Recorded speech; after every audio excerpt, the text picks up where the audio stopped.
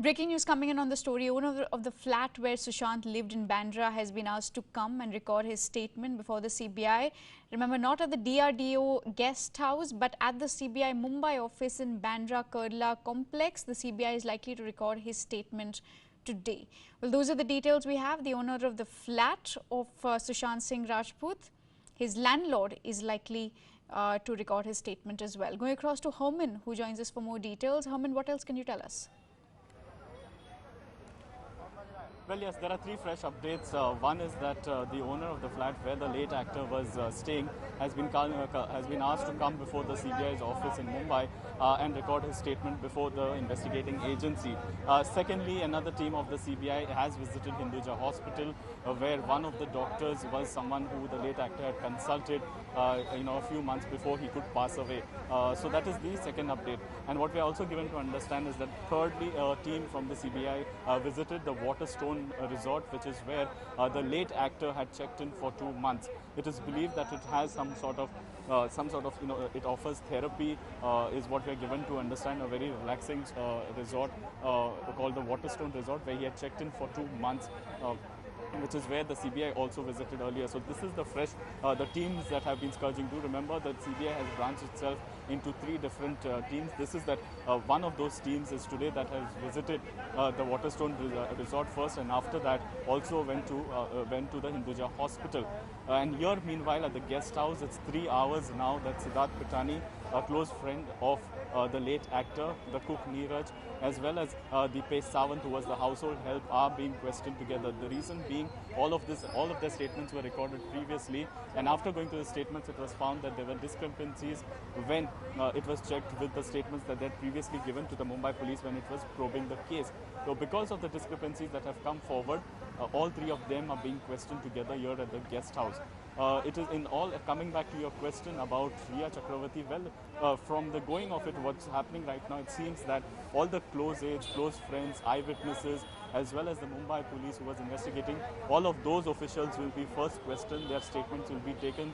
Then if there are discrepancies, and the CBI seems to have a tight case, that is when the final, you would have Riya Chakravarti being called in. Earlier we were given to understand that she could be called in even today, but that remains to be seen. Similarly, Sandeep Singh, another strong element in the story, he is someone who had claimed to be extremely close to the actor, was seen going in and out at the hospital, at the mortuary, and also doubts being raised by the family against him. So those two, Riya Chakravarti as well as the self-proclaimed friend Sandeep Singh, will be called in for questioning later on. But for now, it seems that the others, those who were close to the actor and were also in the know of Riya Chakravarti as well as the late actor, will be questioned first, which is right now happening here. Siddharth Pitani, meanwhile, is being asked 2 things. One, how did he manage to get in so closely in touch with the late actor as well as Riya? And secondly, what happened on the 8th of June? 8th of June is when we do know is that Riya Chakravarti decided to move out of the residence, Mount Blanc. Secondly, also, it is believed that the breakup between the 2 of them had taken place on the 8th of June. So he's being questioned on those 2 fronts, and all of them 3 are being interrogated inside the DRDO guest house. But as of now, the latest update coming in that the landlord has been asked to record his statement, and one team of the CBI that has visited the Waterstone Resort as well as the Hinduja Hospital, where the late actor would consult a particular doctor whose identity is yet to be known. All right, Herman, focusing once more on the landlord who will be called in for questioning. Has this landlord earlier given his statement to the Mumbai police? And if yes, do we have any details of it? Well, very scant details that are coming in, but yes, he was also called in for questioning by the Mumbai police. The CBI currently is looking, do remember, also at the financial angle, because it was the CBI is yet to know whether Riya Chakravarti was acting on her own. Was she taking decisions when it came to investments as well as such as even paying the rent from? Was she acting on her own, or did she have the permission of the late actor? Which is why now you have the landlord being called in at the CBI's office. He won't be called in here, but that's more of a logistical issue. He'll be called in at the CBI office in Mumbai, where he will be recording his statement, and not at the DRDO guest house. All right, thank you, Herman, for joining us with those updates. Moving on from there, ahead of the Congress Working Committee meeting on Monday, several Congress leaders have written to Sonia Gandhi raising the issue of choosing a full-time party chief and the need for organizational polls. The leaders have called for active leadership in the field and the party's need to take on the BJP. They've also said that the state units must also be empowered and looked into. We'll get you more details on this in just a bit, but remember the crucial CWC meeting expected to take place tomorrow. Before that, a couple of leaders, 23 of them, had called for changes. In fact, in the party, they'd written to Congress interim President Sonia Gandhi just ahead of the CWC meeting. The demand, remember, in the Congress is for a full-time leader. Going across to our senior editor, Pallavi, for more details. Pallavi, any further updates ahead of the CWC meeting tomorrow? No, none. I mean, in the sense that the meeting is going to take place at 11 a.m. tomorrow, and one expects that the organizational elections is something which could be discussed. See, the stage is being set. I mean, the kind of letter which has been written, voices we are hearing, just pulls up to the fact that this is a decision which cannot be held back for too long. The Congress would have to work out its leadership tussle, but who is that? Whether there is going to be a full-term president, or is the Congress looking at other permutation and combinations? One does expect some kind of a clarity to come in possibly tomorrow. This also comes in the backdrop of the massive rift that we just saw the last couple of weeks in Rajasthan, Pallavi. I think it exemplifies the fact that, when you don't have a clear-cut leadership, these kind of crises is something which will keep coming up. Frankly speaking, it need not have come to such a situation where the fight between the two camps would have been so bitter had there been a clear cut of leadership. You can diffuse the crisis when you're pushed to the wall, but is that the way a political party should be running? That's the question which many who wrote that letter and even otherwise have been asking, that, times are tough for the country, whether you talk about the economy, whether you talk about a democratic process, but you don't have a very strong opposition, and Congress is certainly not being able to provide that alternative. All right, Pallavi, thank you for joining us with all those details.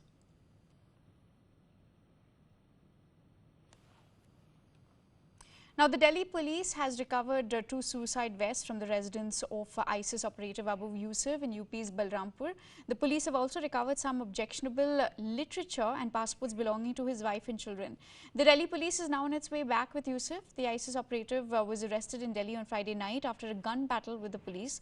He is in 8-day police custody. The police say that Abu Yusuf planned to strike busy locations in Delhi during Independence Day. He had been in touch with Pakistan-based ISIS commanders. Interestingly, he also ran a cosmetic shop in Balrampur and had returned from Saudi Arabia about 6 years ago. My colleague Rishabh Mani Tripathi gets us this report from the residence of the ISIS terrorist home in UP's Balrampur. Take a look. नई दिल्ली से गिरफ्तार अबू यूसुफ उर्फ मुस्तकीम के हम इस वक्त UP के बलरामपुर के उतरौला वाले घर में हैं। कल इसी घर में स्पेशल सेल और यूपी एटीएस की टीम ने छापेमारी की है, जिसके बाद ये वो कमरा है जहां से विस्फोटक मानव बम की जैकेट बरामद की गई है। ये कमरा मुस्तकीम का है। इस बक्से से ही बताया जा रहा है कि जैकेट 2 बरामद हुई हैं, जिसको सुसाइड बॉम्बर के तौर पर इस्तेमाल करने की तैयारी थी मुस्तकीम की। अभी भी कुछ यहाँ पर वायर देखे जा सकते हैं। कुछ बोतलें बरामद हुई हैं। बताया जा रहा है कि उन बोतलों में एक्सप्लोसिव तैयार किया गया था। कुछ बारूद भी मिला है, कुछ स्प्लिंटर्स मिले हैं, जिनके माध्यम से किसी बड़े धमाके को करने की साजिश रची जा रही थी। मुस्तकीम के पिता का कहना है कि इस कमरे में वो कभी नहीं आते थे, चूँकि ये कमरा उन्होंने अपने बेटे बहू को दे रखा था। और उनकी पत्नी आयशा का कहना है कि वो अपने मायके में थीं, लिहाजा उनको भी नहीं पता चला कि इस कमरे में कहाँ पर क्या छिपा के रखा हुआ है। कल जब स्पेशल सेल की टीम आई है तो उसने इस कमरे को खंगाला है। Now, News 18 India's Rishabh Mani Tripathi also spoke to the wife of the ISIS terrorist. She says that she always knew that he was doing something wrong. Listen in. आपको कभी महसूस हुआ क्या कर रहे थे मुस्तकीम? जी, महसूस हुआ कि ये सब जो कर रहे हैं गलत कर रहे हैं, नहीं करना चाहिए, लेकिन पर उन्होंने हम मेरे मना करने के इससे वो नहीं माने। महसूस हुआ मुझे कि वो गलत कर रहे हैं, नहीं करना चाहिए ये सब। आपको कभी पता चला कि वो सोशल मीडिया, फेसबुक, व्हाट्सएप या किसी और माध्यम से किन लोगों से जुड़े हुए थे, कैसे जुड़े थे? ये नहीं मुझे पता था किन लोगों से जुड़े हुए थे, लेकिन फेसबुक नहीं चलाते थे अपने मोबाइल में, व्हाट्सएप, यूट्यूब, ये सब मतलब चलाते थे। लेकिन व्हाट्सएप से या यूट्यूब से क्या वो देखते थे, क्या मैसेज करते थे, मुझे ये सब पता नहीं था। वो एयरफोन से ज़्यादा बात करते थे, मतलब ईयरफोन लगा के तकरीरें वगैरह सुनते थे। और ये मुझे नहीं पता था कि क्या करते हैं, क्या क्या करते हैं मोबाइल में दिन भर या रात भर या जो अभी बताया जा रहा है कि टेलीग्राम ऐप के माध्यम से, टेलीग्राम से वो जुड़े हुए तो कुछ लोगों से बातचीत करते थे। जी, वो टेलीग्राम से जुड़े हुए थे। वो किसे? अभी बताए हैं, रात में पुलिस वालों से बताए हैं कि मैं टेलीग्राम से बात कर रहा, टेलीग्राम पे मैसेज कर रहा था। तब मैंने सुना है कि हाँ टेलीग्राम से। मुझे ये नहीं पता था कि मतलब वो फ़ोन नंबर से बात कर रहे हैं या यूट्यूब व्हाट्सएप पे बात कर रहे हैं। उनके ज़बान से सुनी हूँ। रात में पुलिस वालों को बताया है कि टेलीग्राम पे मुझसे मैसेज से बात की। Well, bring in my colleague Nitisha, who joins us for more details. Nitisha, the wife of, in fact, the terrorist, going on to say that she did suspect that there was something suspicious. She did have an inkling that something was wrong. But when she told him not to do it, he didn't listen. See, definitely it might be possible that the wife or the family members were not aware of it, because, you know, the entire operation is always kept secret. And in fact, as the wife was saying that she suspected him of doing something wrong, and she also knew that he is not going to back off. Now, that is a sign of him being highly radicalized, and which is what the special cell is also saying, that this ISIS operative has been quite radicalized. He was so radicalized that he would not give his actual name to the Delhi police officials during the interrogation. Not just that, to evade the police investigators, he has said a lot of things, like he has also said that he has lived at various places, including Ghaziabad, and because of which at various places in Uttar Pradesh there was a search that was conducted yesterday. In Balrampur, of course, at his residence inside his house, the Delhi police special cell has recovered a lot of explosive materials, including 2 jackets which were meant to be the suicide jacket. Not just that, he has also claimed during his interrogation that he was also making a suicide belt. Now, all these claims, some of the claims have already been proved to be right, in fact, and he has also said that he had tested IEDs at his home in Balrampur. So the Delhi police have recovered a lot of explosives. Yesterday, they also defused 2 IEDs which were inside the pressure cooker, and they are awaiting for the exact amount of IEDs from the NSG, because NSG is the one who is going to give the report on the amount of explosives. But it is to be believed that it was somewhere between 10 to 15 kgs. And NSG and bomb disposal squads were yesterday at Buddha Garden to give logistical support to the Delhi police. Having said that, now Delhi police's investigation is going to be monitored on two bases. One is going to be the coordinator of ISIS with whom he was in constant touch, and also the second is going to be from where did he procure all the explosives that was recovered from his residence. So these are going to be 2 prime focus of Delhi police's investigation now. All right, thank you, Nitisha, for joining us with those updates. Now, meanwhile, even after multiple high-level meetings over the LAC standoff, the Chinese are refusing to budge from their positions that they have occupied in eastern Ladakh. The Chinese troops have been building infrastructure and laying optical fiber cables to support their troops at the standoff sites. Through the winter, Defence Minister Rajnath Singh conducted a key meeting with the National Security Advisor, Chief of Defence Staff and 3 service chiefs that lasted for 2 hours yesterday. Situation at the border, however, remains the same despite multiple rounds of military and diplomatic talks. Well, going across to my colleague Shreya for more details. Shreya, what else can you tell us? Remember is the fact that the standoff at the LAC in eastern Ladakh, Vandana, has gone on for more than 100 days. The hope was for it to get over before winter, because the winters in Ladakh, you know, temperatures dip to minus 25, minus 30 degrees. But there is no chance of that happening now. There have been multiple rounds of meetings. The latest was last week when the WMCC meeting happened. After that, China came out with a very positive statement. But if you looked at the Indian statement, there was no mention of disengagement. There was no mention of progress, because the fact is that on the ground there is no progress and there is no disengagement. Things are where they were 100 days ago. The fact is that at Depsang Plains, at Pagangso, at Gogra Hot Springs, the Chinese are refusing to go back to where they have come from. They have breached the line of actual control. They are sitting in Indian territory. Despite multiple levels of talks, both military and diplomatic, they are refusing to budge. As far as Galwan Valley is concerned, there has been disengagement there, but that is largely being attributed to the fact that the Galwan, river was in spate, and for them to stay there would have been untenable. So the Chinese effectively have, changed the status quo at the LAC. They may be coming to the talking table, but they are not walking the talk, as it were. The Indian government is very clear. If you're required to be there through the winter, that is exactly what will happen, which is why what we have seen is yesterday there was a high-level meeting. Rajnath Singh met the NSA, met the CDS, the three service chiefs, to see where the situation at the LAC was going. In fact, he had a very realistic assessment, if you remember, Vandana, of the situation at the LAC when he went to Ladakh to meet soldiers near Pagangso and said, look, maybe things will work out with talks. But to what extent they will work out, I cannot give you any guarantee. From day one, the Indian Army has been very clear that they are in this for the long haul. The Chinese will not budge from where they are despite long protracted talks, which is why they have been preparing to spend the extremely harsh winter that awaits them at eastern Ladakh. So you have 40,000 men currently who are fully armed. There are preparations on for winter stocking as well, because as you know, the snow will come soon to Ladakh and, shut off Ladakh from the rest of the country. So that procedure is on. And as I talk, I can also tell you that last week, over Thursday and Friday, there was an unprecedented meeting that happened between the army chief and 7 of his commanders. This was an unscheduled meeting. This was not supposed to happen.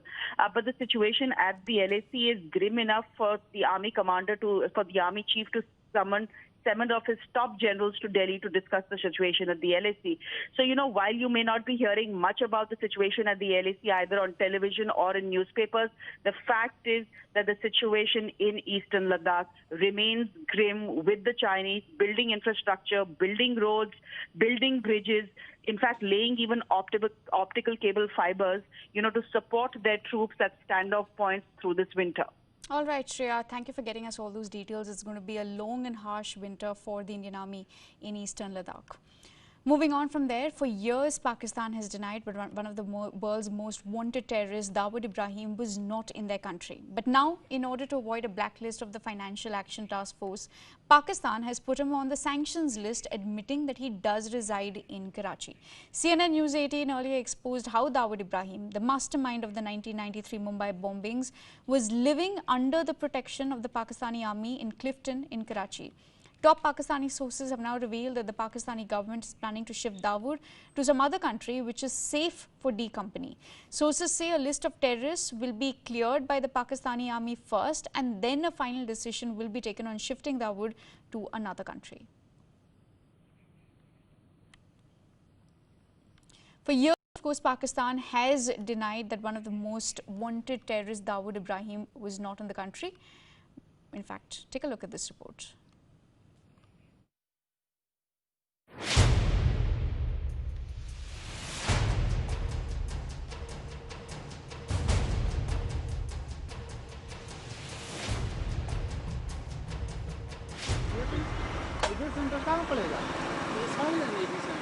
AG centre. अच्छा, ये दाऊद इब्राहिम साहब का बंगला कौन सा?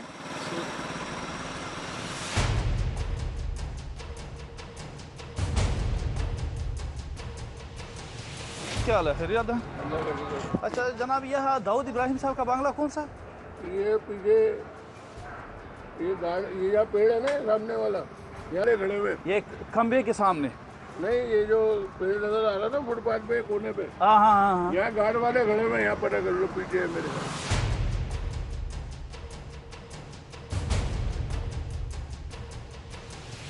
ये जो D13 block 4 में वो रहता है ना दाऊद इब्राहिम? D13 सर, ये ब्लॉक 4 पड़ता है ना, ये मजार के साथ ही सर। हाँ हाँ जी सर। उसमें क्या दाऊद इब्राहिम रहता है? दाऊद? हाँ जी जी, हाँ, ये मजार के नीचे बंगले का तो मुझे पता नहीं, नंबर क्या उसका, रहते हैं नीचे मजार के बिल्कुल बैक साइड।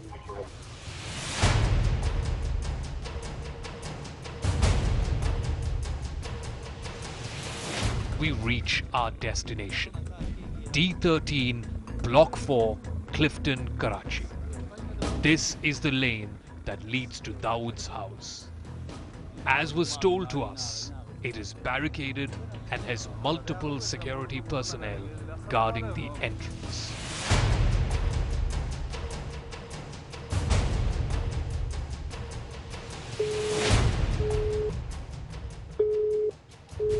Hello. Hello. हाँ जी Daud sir. आप कौन?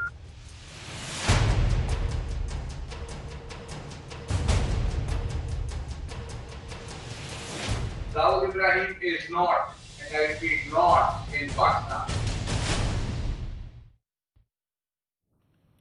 Now, Prime Minister Modi has shared a video on Instagram where he can be seen feeding peacocks at his residence during his morning routine of exercises. These peacocks are mostly the regular companions of the Prime Minister. Here are a few glimpses from his daily walk from his home to the office in Lok Kalyan Marg complex. Take a look, after which we slip into a quick break.